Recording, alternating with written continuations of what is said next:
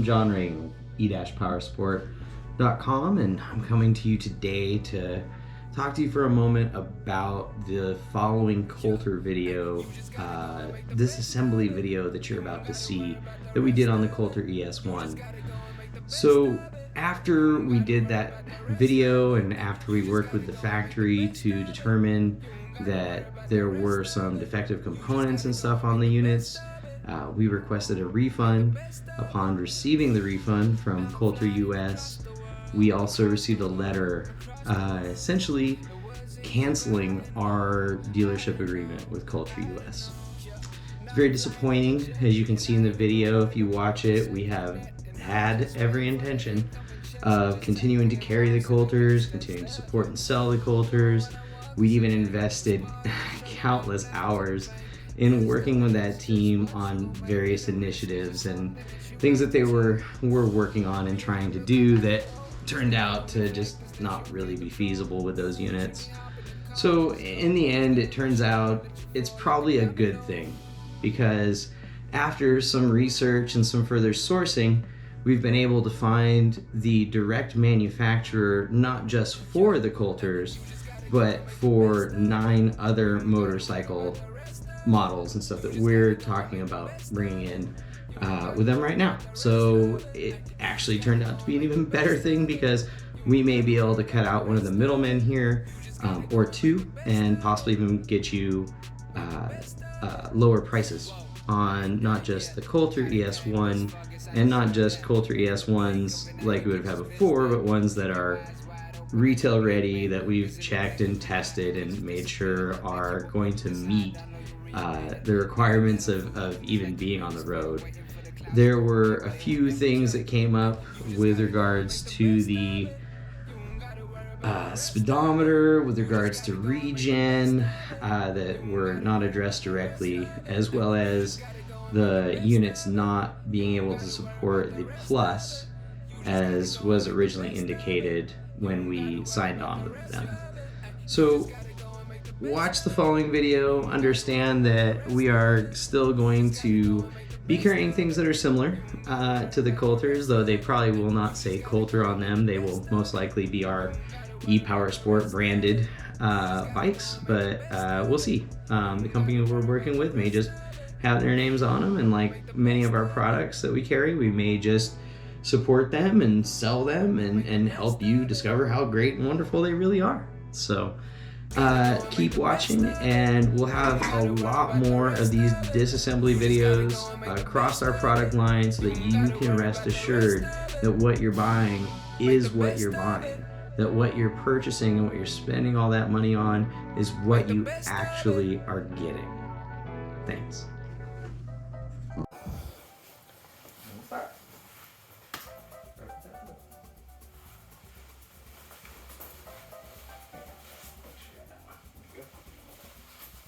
Okay, good. Hi, my name is John Reagan. I'm the resident mad scientist here at E-Powersport.com. That's E-Powersport.com. Today we're going to go ahead and tear down, I should use quotes around that, tear down this Kollter ES-1 to take a look at the electrical system, the batteries, controller, and what's really driving that inside there.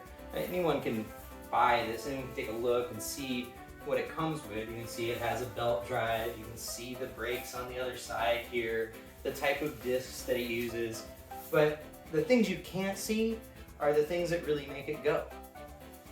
The things that you pay for are the things that you have to trust in what they put in.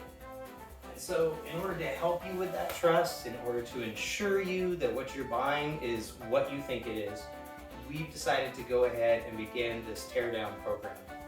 All of these bikes you see around me here, except for these 2 Kollters, because this one's going to go get its teardown today, will be torn down and will be reviewed for wiring, controller capability, and motor capability, as well as battery packs. So you'll have a good solid understanding of all those core things that go into making this bike yours. Okay? So here we go. The Kollter ES-1 Teardown. turn this off. So to start with this, what we're going to do is turn it off, and I'm going to go ahead and unlock it. And where'd you go? Hey, there you are. So as you can see, the seat comes off, and you're in there with the batteries. But what you probably can't see from your angle is what those batteries look like. So here you can see one of these sits long ways inside the battery chamber, as you may call it. And if we lift it up here, you're going to be able to see, me pinch my fingers in one of the ways. There, sit that there too. You're able to see the connectors. That didn't break my camera. There you go. It's going down. No, it's still recording. Good job. You like that? You like it? I like that. So yeah, so here we have the connectors. These connectors are singular into the battery. This here is not actually a power connector. This is a communications connector that goes between this battery and that battery right there. Oh, looks like you can't quite see. Let me grab some more light for you. And for everybody else, so that I'm not aiming my back and my butt in your faces, I'm gonna get behind the bike so you can probably look at this, probably a lot nicer. But anyway, as I was saying, this cable here, as you can see, runs down and connects to the battery. Other battery right here. This is the second battery down inside there. It's upright, little Velcro strap. And it also has one of these other connectors. Now that other connector, that is the actual power connector. And when we've gone to look these up, because I'd never seen these before except for on scooters and stuff, but anyway, when we went to look these up, we found out that they are only capable of about 70 amps. So that would mean that technically one line coming off a battery like this would be actually split into two, a negative and a positive, at 70 amps, so it'd be 35 amps each. And then we have a second battery connected that gives you another 35 amps. So why is that important? Well, if you've read some of our articles, you'll know that amps are the workhorses of the electric bike, the electric motor, okay? So the lower the number of amps, the less power you actually have, the less torque you actually are getting out of these motors, the less wattage you're actually getting out of the motors. So as we get into this more, you're gonna see why that's more important. First, I'm gonna take these batteries out. Actually, I don't know if I need to take the batteries out necessarily, but I do need to get on this side of the bike in order to show you all some of the other stuff.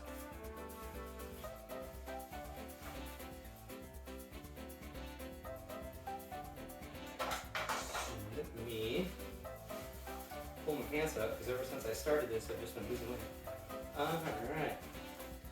And I can get enough light in here for it. I don't necessarily need to open the other side and stuff. I'm going to open one side to show you what's going on in here. Just for reference, this is the controller cable. I've actually plugged it into the controller for programming, and I left it here because this is the demo unit that I've been checking things on. So far as we've gone through and ran testing on it, we found that the speedometer was somewhat inaccurate versus our GPS testing. About 5 miles per hour, so we would get to 58 miles on the bike via the GPS, and the bike would actually tell us we were doing 63. As we tested this, it became more and more consistent, and so we requested from the factory the calibration for the speedometer. They don't have a calibration necessarily, not in the same way you might think about calibrating your car's speedometer. What they do is they take the measurement of the wheel diameter. So even after setting that wheel diameter correctly, both in inches and in millimeters in different attempts, we were unable to get an accurate speedometer reading from this one. That I think is more to do with probably the display and the way it's communicating with the controller. So it may be just defective. This model is going to go back, which is why I don't feel so bad about tearing it down and checking it out. So. Let's see here. I need a tool. Nice Allen wrench. As opposed to the not nice Allen wrench. And the really cool thing about these, I will say, is that most everything is done with an Allen wrench. So pretty much just find the right size and there we go. Turn that off for a minute. Oh, I guess I could get the angle of what I'm doing over here for some people.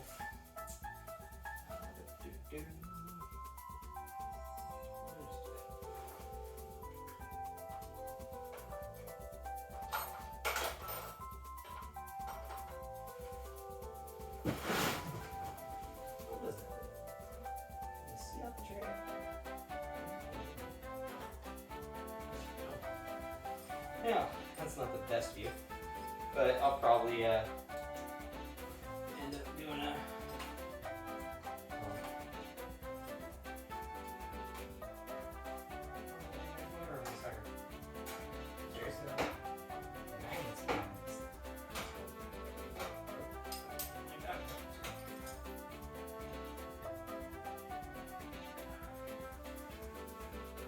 so we're getting something.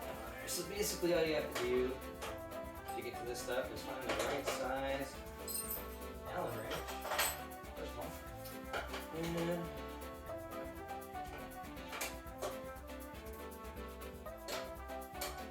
so the reason I'm going in here at the right side versus going to the left side seems to give you access to the controller programming cable connection. Okay? So going into that side is great, but it's not going to demonstrate the wiring and show you the things that you need to know. So as I pointed out earlier, the first thing we looked at was the battery and the battery connectors. Now, it shouldn't surprise you with what we just discussed about these connectors to learn that the BMS, the battery management system, the little computer inside this metal box that controls the battery charges and stuff, is only really capable of 80 amps. They say it'll go to 100 amp burst, but they've been pretty animate about it staying and being an 80 amp battery output, which is fine, right? You have a lower output here on the wire, shouldn't really be, or throughput for the amps on the wire and the connector shouldn't really be a big issue. But when we start doing the math and we start breaking in those little panels that you're going to see as I'm sitting here talking, going over things, you're going to understand that the math doesn't add up for the amount of power that this bike is rated at. Now, we should probably talk about that for a second because this bike is supposedly rated at 11,000 watts. Nominally 5,000, and if you do 72 times 80, you basically get about 5,000. So what that means is, as it sits, the bike is really designed for its nominal output. Okay? The battery packs, the way the motor's wired, the controller is all set up to put out 5,000 watts. Huh, I missed one button, that can't. Let me know if you guys want that angle. I'll make sure to put that angle in for anybody who wants it. There's a lot to look at. Okay, so here we go. So, this is the tricky part. Do try this at home, kids. This is how you learn. Do these things. This one's usually easier.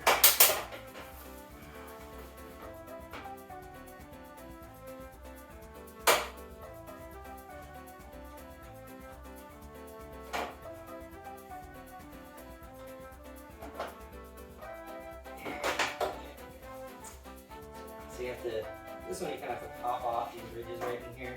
You guys see that? So you see those ridges?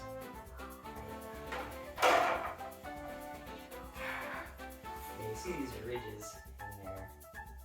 Alright, that's where these little tabs look into. So we're going to move on next. I'm going to take this panel off. Some scratches here and there. Take them off, put them on. These things here. Interesting. Alright, let's go ahead. The rest of this going.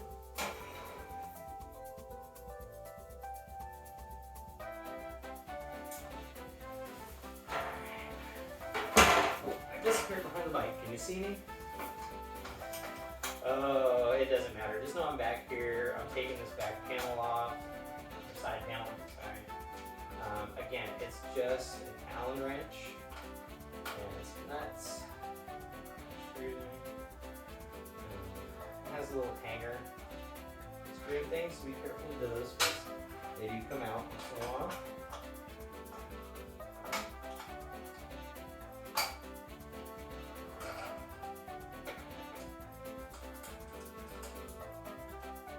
If you're going to hear me wrenching, or you're going to hear the dog next door barking. So I'm kind of excited to be talking to these people about some locations. There's some good ones I found. And that way you can actually have a place to do this stuff where the neighbor's dog isn't driving me crazy. It does drive me crazy. Not literally. Okay, so almost all those bolts are on the side. There is a bolt, 2 bolts underneath, and then there's one here on the front that you need to take off. It's not in the controller, it's actually in the front little plastic piece, panel piece here. And then you're pretty much good to go. You can pretty much access the main wiring for the controller from here on the right side. And it's not surprising since that's where the wiring is for the motor. It would make sense. Right.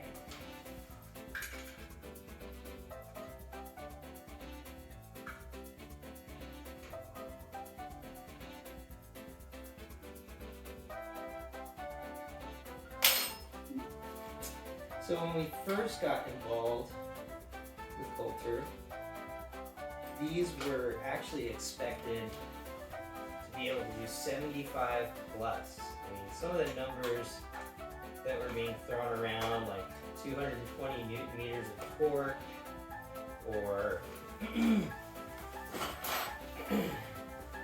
even just 11 kilowatts, or 280 to 320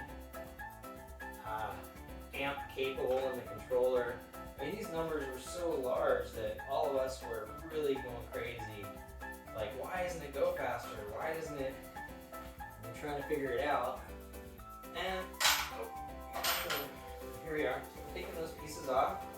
Right, tip one up here that you can't see. Tip one up here. And then you see this little grill thing that's not really a grill. There's one side there. There's 2 underneath.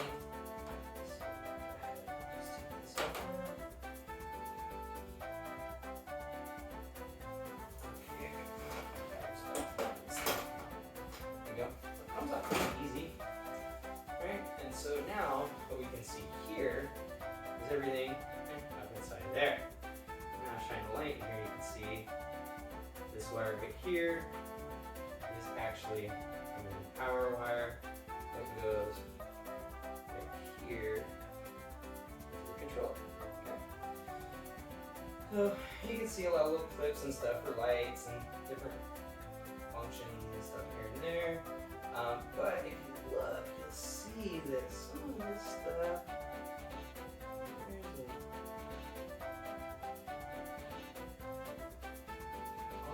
OG4 wire. And so, what does OG4 mean? Well, OG4 is the American Wire Gauge number 4, which essentially means that this is wired for a maximum of 135 amps. Now, 135 amps brings us, well, fairly well shy, only about 7,800 to 8 kilowatts power capable in this, what is supposed to be an 11 kilowatt capable motor. Okay? So even if we forgot everything that's documented about this piece of wire, right, and how much current it can carry, and we said it does 150 amps, right, it would still come up to only 10,800 watts being output by this motor at full bore, which is still slightly less than the 11 kilowatts. So essentially, as you get in here and you look at it, what you find out is that these battery packs are not up to speed, literally not up to amperage for what's required to get this bike pushing 11 kilowatts. Additionally, the wiring, so we come in here, stuff over, but wiring is not necessarily conducive to even the amount of output rated for this unit. So at 135 amp max load, and we figure we're probably going to run maybe 100, 110 total through this wire, you're not going to get the 200 and some, the 280 to 320 amp load that this controller is supposed to be able to handle. And even if you could, 320 amps at 72 volts would be 24,000 watts. This little motor would burn up, okay? So you literally could not even push enough current through this thing into this motor, according to the numbers that have been given, in order to make any sense, without blowing it up, blowing yourself up. Maybe just catching fire, becoming Hell Rider, who knows? I don't know what they were thinking. But this and a couple other reasons are why these are going back. We actually have somebody who's coming to pick them up, and they're gonna take these Gen 1s back because we found the inaccuracy to the speedometer as well as the underpowered of the system to not live up to what we bought into. So, now, does that mean that we're not going to continue to carry Kollters? Does that mean that we're going to end our relationship with Kollter? Absolutely not, okay? This is a new industry. This is a new generation of product that is being made and is being crafted and advanced all the time. There are some organizations, there are some companies out there that do have a much greater head start than others, but it doesn't mean that companies like Kollter, like Deggy, like Newbot, and others that we're going to be introducing can't catch up, or that they can't get ahead even. They just have to think farther. They just have to think beyond being a scooter and think about what it means to be a motorcycle. And I think once that sinks in for them, I think we'll see these be much more capable. I'm actually, the factory has told us that the Gen 2, this is Gen 1, 2021 to 2022 Kollters, oddly, are going to be Gen 2. And the Gen 2s are built based off of the distributor and our dealer recommendations. So they're going to be more powerful, they're going to have stronger motors, they're going to be wired up for more voltage, and they're going to be able to get you to that 75 plus miles per hour that everybody seems to want to get to, right? You may have seen some of these bikes over here. I will say that this Enduro is one of my favorites, and it doesn't even get to 75 miles per hour. It does 60, 64 max, but it would roast either one of these bikes in a straight race. I mean, it would not even be fair. And a lot of that is because that bike not only weighs about 100 pounds less than this one, 130 pounds less than this one, but it also has a 90 to 110 amp wired system. So it's actually wired up for as much, if not maybe even a little more than the Kollter ES-1. So in summation, if you want to buy this, I would say don't expect it to be a Zero replacement. These bikes were never designed to compete with Zero or Livewire or any of those brands. These were designed as economical commuter motorcycles that you could potentially take off-road. And I think in that vein, I think they do a really good job. I think the pricing is good. I think the quality of product overall is good. And if that's what you're looking for, I think it's an excellent bike. So for what these ones that we've had a chance to play with that are going back, it's because for us, they weren't what we bought into. They weren't what we thought we were getting at the time. So these are going back. We do intend to get some more as soon as the next batch comes in, and we hope that those are going to be more to just our liking and everybody's liking. But I would say if you're looking for a cheap commuter motorcycle that you can just go plunk down like $5-6 grand on, ride it around all day, and well, half a day maybe with a charge for both batteries, and not have to worry about it, I would say the Kollter ES-1 is your best bet. There really isn't anything else out there that's going to give you street legal at this price. And really, even though, as we reviewed it, the components don't seem as capable as you might want them to be, they are well capable for how it was designed, right? We just have different expectations here in the US. And so that's why I would say buy this if you want something to get around on, not if you want something to go street racing on. And we will continue to sell these as soon as we get ones that where the speedometers and displays work properly, and yeah, we can have them in here for you guys. Happy to have them.